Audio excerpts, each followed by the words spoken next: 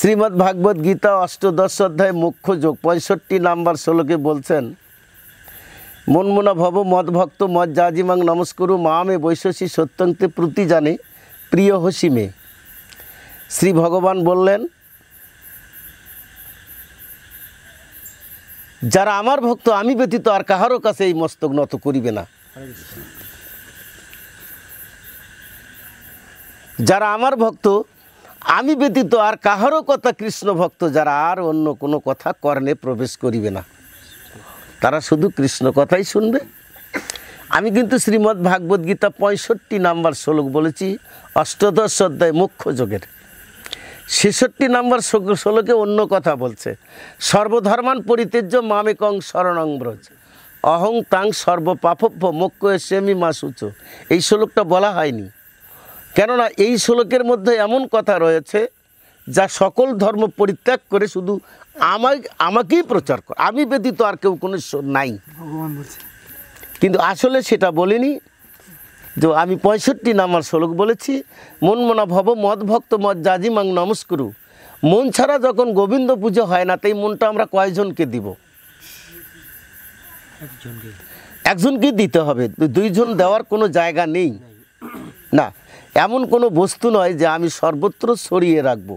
মন কিন্তু শস্যের পুটুলির মতো।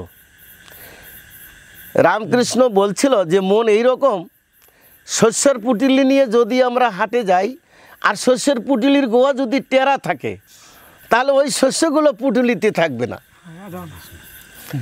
মানুষের মন তেমনি করে, যে মন যদি ছড়ে পড়ে, বিশ্বত্র যাহা আমরা জীবনে দেখেছি সমস্ত কিছু, আমরা যখন উপাসনায় বসবো তখন মনটা ওই জায়গায় যে থাকবে, ভগবানের ধ্যানে আসবো না, অন্যদিকে যদি কামড়ে থাকে। হ্যাঁ, তো মনকে কন্ট্রোল করার জন্য সাধুগুরু বৈষ্ণবগণ বহু পদ্ধতি অবলম্বন করছে।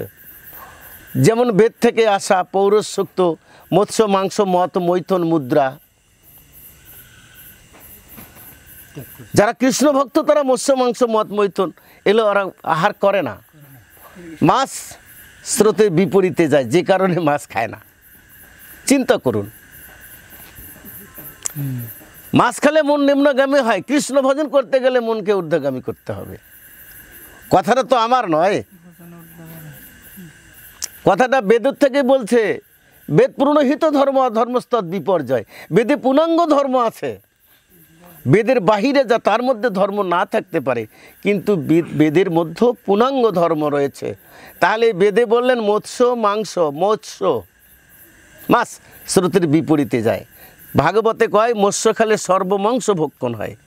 যা মাংস আছে সংসারে, মাছ খালে সেটাই ভক্ষণ হয়। মাছের স্বভাব, জল ছাড়া মাছ বাঁচে না। তো মানব দেহের জল থাকে স্বাধিষ্ঠান চক্রে, তো মাছের স্বভাব নিম্নগামী হওয়া, তোমার উল্টো দিকে চলা। মাছ উল্টো দিকে চলে সারা জীবন। এই জন্য মনকে কন্ট্রোল করার জন্য মাছ মন প্রত্যয়। ধরেন পিতা মাতাও যদি মারা যায়, আজকে যদি আমরা নারায়ণের পুজো করি, তাহলে আগের দিন থেকে মৎস্য ত্যাগ করতে হবে, তাই না? এটা পিতা মাতা গুরুজনের আদেশ, মৎস্য মাংস আনিস না বাবা, তোমার পূজা হবে। যদি কালী পূজাও হয়, পাঠা বলি প্রসঙ্গ সব লাস্টের দিকে, লাস্টে শ্রাদ্ধ তত্ত্ব আছে। তো ওই কালী পুজোর প্রসঙ্গ পরে যাব আমরা, দেখা যাক। তাহলে মৎস্য মাংস, মাংস খাবে বনের হিংস্র প্রাণীরা, যারা বনে বাস করে, যাদের কোনো সমাজ ব্যবস্থা নাই। মানুষ সভ্যতার জীব, মানুষ 84 লক্ষ জনে ভেদ করে মনুষ্য জন্ম পেয়েছি। ভাগবতে বলছে অসি তৃষ্ণ চতুর চৈব লোকস্থাং জীবী জাতিষু ভ্র মধ্য পুরুষ বিবিধ স্পিতাং তদপ্য ফলতাং তাসং আত্মাভি অভিমানিনাম বরাকানা মনাশ্রিত গোবিন্দ চরণদয়ম। 84 লক্ষ জনে ভেদ করে মনুষ্য জন্ম পেয়েছি, আর এই জন্মে যদি আমরা গৌর গোবিন্দকে না ভজন করি, তাহলে আত্মঘাতী। আর গৌর গোবিন্দকে ভজন করতে গেলে তাহলে অবশ্যই আমাদের মনটা পরিষ্কার করতে হবে। মনটা পরিষ্কার করার কত পদ্ধতি, যে মৎস্য মাংস খাবে, কারা খাবে? যারা বনের মধ্যে শ্রীগাল, বাঘ, ভাল্লুক, হিংস্র প্রাণী যারা, তারাই মাংস আহার করবে। এক একটা পশুকে এক একটা প্রাণীর খাবারের জন্য নির্দিষ্ট করে সেই কাল থেকেই দিয়ে দিছে।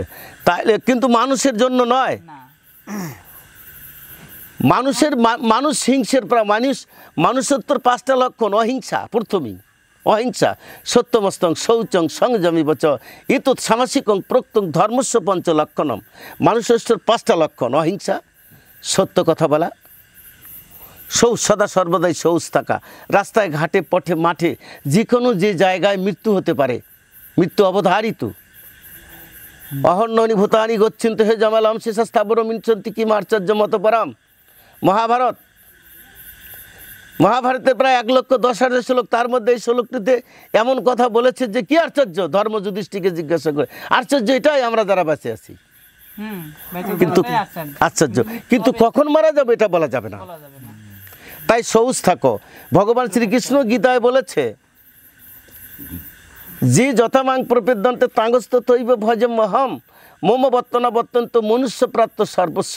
মানুষ সৃষ্টির সেরা জীব ভগবান শ্রীকৃষ্ণই বললেন। আর শ্রীকৃষ্ণই কিন্তু ভগবান, তাই না? তিনি আদিতেও অনেকেও আছে উনি ভগবান বলে অন্য লোক স্বীকার করতে পারবে, আর ভগবান ছাড়া শ্রীকৃষ্ণই ভগবান। ভাগবতে বলছে, এতে চাংশ কলা পুংস কৃষ্ণস্ত স্বয়ং ভগবান ইন্দ্রারি ব্যাকলং লোক মুরয়ন্তী যুগে যুগে। সত্য, ত্রেতা, দাপর, কলি 4টে যুগে যতগুলো নীলাভ অবতার হয়েছে সম্পূর্ণগুলোই ভগবান শ্রীকৃষ্ণের অংশ বা কলা। আর স্বয়ং শ্রীকৃষ্ণই স্বয়ং ভগবান, সেই ভগবানের বাণী। তাহলে মৎস্য মাংস হচ্ছে হিংস্র প্রাণী খাবি।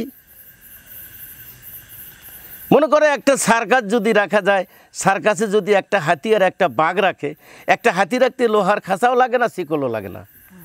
কিন্তু একটা বাঘ রাখতে গেলে একটা লোহার খাঁচা লাগবেই, ছোট হলেও লাগবে। যত বড় বাঘ তত বড় তো লাগবেই নাকি? কিন্তু হাতি যদি 2টা 3টা 4টা 5টা রাখা যায়, তাহলে আহারের সঙ্গে মনের গতি চলছে। যা আহার করছে, বাঘে যত হিংসা আহার করছে ততটাই হিংসার শরীরে বেড়ে গেছে। কিন্তু মানুষ হবে অহিংসার প্রাণী নাকি? প্রথমেই বলা হয়েছে মনুষ্যত্বর 5টা লক্ষণ: অহিংসা, সত্যমস্তং, অহিংসা করবে না, সত্য কথা বলবে, শৌচ থাকবে, সংযমিবচ, বাক সংযম, মন সংযম, দেহ সংযম, তার সব কিছু সংযমের মধ্যে থাকতে হবে। ওই তো বললাম যে আমার জীবনে প্রথম শুনলাম হিন্দু মানুষ মাথার দাড়ি মারে। সংযমী ছিল না ওনার, উনি সংযমী ছিলেন না। তাই যে বাঘের দ্বারা কাউকে কষ্ট দেওয়া, তাহলে বাঘ সংযম হলো না। মানে আমার কথাই যদি কেউ কষ্ট পায়, এটাও ভগবানের কৃপা, মাথার দাড়ি দেওয়া এটাও ভগবানের কৃপা, তাহলে না। গীতায় বলছে ভগবান অকর্তা, তাই না? কিছু করেন না। তা যাই হোক, তাহলে এবার আহারের সাথে দেখা যাক, বাঘে হিংস্র যতটা খাচ্ছে ততটা হিংসে বেড়ে যাচ্ছে। কিন্তু হাতি ঝাউ জগল্লতা পাতা কলার গাছ খাচ্ছে, আর ভেতরে ততটা হিংসা নাই। এখানেও প্রমাণ। প্রমাণ দিচ্ছে কি? তাই হাতি যদি হাটের মধ্যেও ছেড়ে দেওয়া যায়, কোনো মানুষকে ক্ষতি করবে না। কিন্তু বাঘ যেখানেই ছেড়ে দাও, মানুষ পশু যাই কিছু দেখুক, ওই কোনো না কিছু ক্ষতি করবেই। তাই মনটাকে কন্ট্রোল করার জন্য মৎস্য, মাংস, মদ এখনই খেয়ে দেখেন। যেটা এই মাছটা কি মানুষের আহার? মানুষের আহার না। কিন্তু এখন বড় বড় নদীতে শিশু দেখা যায় না, এই শিশুর কিন্তু মাছের আহার, কিন্তু শিশু দেখা যায় না। কিছু জন্য মাছ নাই, মাছ আমরাই খেয়ে শেষ করতেছি, তাহলে শিশুর আহার কিভাবে হয়? শিশু কিভাবে বাঁচে? যার কারণে বাবু তাহলে এগুলো কেনা খাবে। ভগবান যতটা রাক্ষস উপরে আছে, ততটাই রাক্ষস জলের মধ্যেও আছে। জলচরগুলো আছে না, ছোট ছোট মাছগুলো বড় বড় মাছ ধরে ঘুরে খায়। তার মধ্যে কুমির তৈরি করছে, কুমির আবার তাদের খায়। ভগবান কি হিসাব ছাড়া জীব তৈরি করছে? এই যে 84 লক্ষ জনই আমরা ভেদ করে মনুষ্য জন্ম পেয়েছি। স্থাবরা বিংশ লক্ষানি জলজা লব লক্ষকা কীর্মিজা উদ্রা সংখ্যানি 10 লক্ষানি পক্ষিন পশু ভূ 30 লক্ষাঞ্চ বানরা 4 লক্ষানি জলে জলের মধ্যে 9 লক্ষ প্রাণী আছে, স্থাবরা বিংশ লক্ষানি। আমরা 20 লক্ষবার বৃক্ষজনিতে জন্ম হয়েছি, 9 লক্ষবার জলজ প্রাণীতে জন্ম হয়েছি, 11 লক্ষবার কৃমিজনিতে জন্ম হয়েছি, 10 লক্ষবার পক্ষীজনিত হয়েছি, 30 লক্ষবার পশুজনিত হয়েছি, 4 লক্ষবার বানরজনিত হয়েছি। মনুষ্যত্ব অর্জন করে তারপরে আমরা মানুষ হয়েছি। পৃথিবীতে যত প্রাণী জন্মগ্রহণ করেছে যার যার জ্ঞান নিয়ে শেষে, কিন্তু আমরা মনুষ্যত্ব জ্ঞান অর্জন করতে হয়েছে। এই জ্ঞানগুলো শ্রীমদ্ ভাগবত গীতায় 4th অধ্যায়ে জ্ঞান যোগে বলছেন, নহি জ্ঞান সদৃশং পবিত্র মোহবিন্দতে। জ্ঞানের সমান পবিত্র আর কিছুই নেই। কিন্তু আমরা জ্ঞানগুলো হওয়ার সাথে সাথে জন্মগ্রহণ করতে পারিনি। কিন্তু মানুষ ছাড়া যত পৃথিবীতে প্রাণী ছিল তারা সবাই যার যার জ্ঞান নিয়ে সেই জন্মগ্রহণ করছে। কোনো পশু গিরে বাচ্চা হলে তারা নিজেরাই খাইতে পারে, আহার করিতে পারে। গাভীর বাচ্চা হলে মানুষেরা তাদের মুখে গায়ের বাটু মুখ লাগে দেয় না, না, সে যে নিজের ইচ্ছা মতোই আহার করিতে পারে। তাহলে মানুষত্ব জ্ঞান অর্জন করতে হয়েছে। মানুষ তাহলে যে আমরা যেহেতু ওই 5টা কথার মধ্যেও আছি, মৎস্য, মাংস, মদ, মৈথুন মুদ্রা। মদ খেলে ব্রেন চেঞ্জ হয়ে যাবে, নেশা করলে সে পশুর হয়ে যাবে। হ্যাঁ, তাহলে যে এই 5টা জিনিস, মুদ্রা মানে আসন, মুদ্রা মানে অর্থ নয়। ধর্মশাস্ত্রে বললেন বংশ আসনে দুঃখ হয়, বাসের তালাই, কাষ্ঠ আসনে কষ্ট হয়, মৃত্তিকায় রোগোৎপত্তি হয়, প্রস্তরে রোগ হয়, কুশাসনে রোগমুক্ত হয়, কম্বল আসনে সর্ববিষয়ে মঙ্গল হয়। এটাই কথা। তো মনকে কন্ট্রোল করার জন্য আরও পদ্ধতি করছে সাধুরা, মালা জপ করছে। চৈতন্য চরিতামৃত বললেন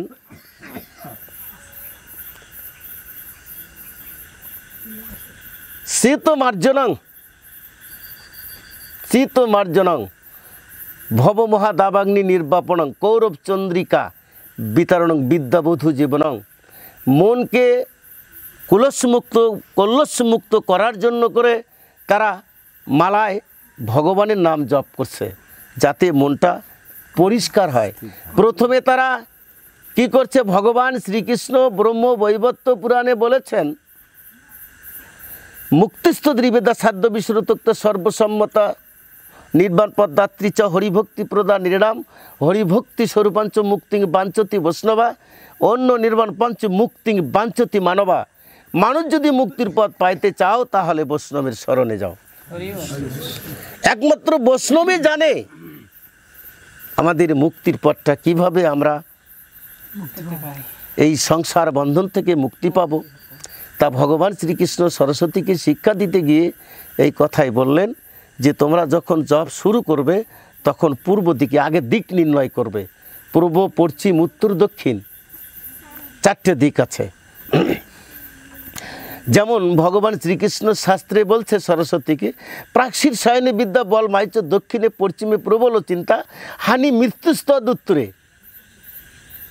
মানুষ যদি পূর্ব দিকে মাথা দিয়ে শোতে বিদ্যা জ্ঞান লাভ হয়, মানুষ যদি দক্ষিণ দিকে মাথা দিয়ে শোতে পরমায়ু বেশি হয়, মানুষ যদি পশ্চিম দিকে মাথা দিয়ে শোতে তার চিন্তা বেশি হয়, মানুষ যদি উত্তর দিকে মাথা দিয়ে শোতে তার আয়ু কমে এবং মৃত্যু হতে পারে। এরকম করে ভজনের দিকটা নির্দেশন করলেন যে ভগবান শ্রীকৃষ্ণ বললেন যে ওই বৈষ্ণব জানে যে তোমার ভগবান কোন দিকে আছে। এই জন্য বৈষ্ণবেরা কী করে, যে মালা হাতে ধরে আগে দিক নির্ণয় করে। তোমরা পঞ্জিকা দেখো না, পঞ্জিকায় লেখছে, শোনো হে কৃষকগণ, হাল লইয়া মাঠে যাবে যখন, আগে করো দিক নিরূপণ, পূর্ব দিক হইতে হাল করো চালন। পূর্ব দিকে দিনময়ী উদয়ের দিক, ঠিক এই দিকেই মালাটাকে স্মরণ করবে। কি করবে, যারা সাধুরা মালা জপ করছে, মালায় যারা নাম জপ করছে, এরা কি করছে, আমার রাধা গোবিন্দর ছবি হৃদয়ে অঙ্কন করছে। প্রথমে পূর্ব দিক হইয়া আত্মমনকে সমর্পণ করে ভগবানের ছবি হৃদয়ে আঁকছে। সরাসরি মালা জপ করলে ফল হবে না। মালা জপ কেমনে করবি, চৈতন্য চরিতামৃত বললেন, ভজনের সৃষ্ট নববিধা ভক্তি, কৃষ্ণ প্রেম কৃষ্ণ দিতে ধরে মহাশক্তি, তার মধ্যে সর্বশ্রেষ্ঠ নাম সংকীর্তন, নিরপরাধে নাম নিলে পায় প্রেমধন। হরির নামের ফল তখনই হয় যদি আমরা অপরাধ শূন্য হয়ে নাম করতে পারি। কারণ কিন্তু আমাদের তো কিছু না কিছু অপরাধ আছেই। হ্যাঁ, আমাদের মন তো সঠিক নয়, মন এখানে আছে, আমাদের মন যে কোথায় যা বসে আছে এই কথা অগণিত মনের সংখ্যা কেমন করে বলবো।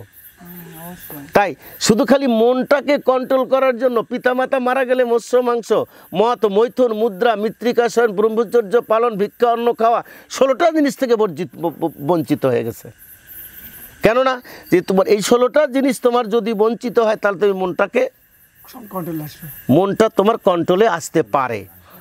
আসার জন্যই এইভাবে কথা জাগ দিয়া। তো হরে কৃষ্ণ।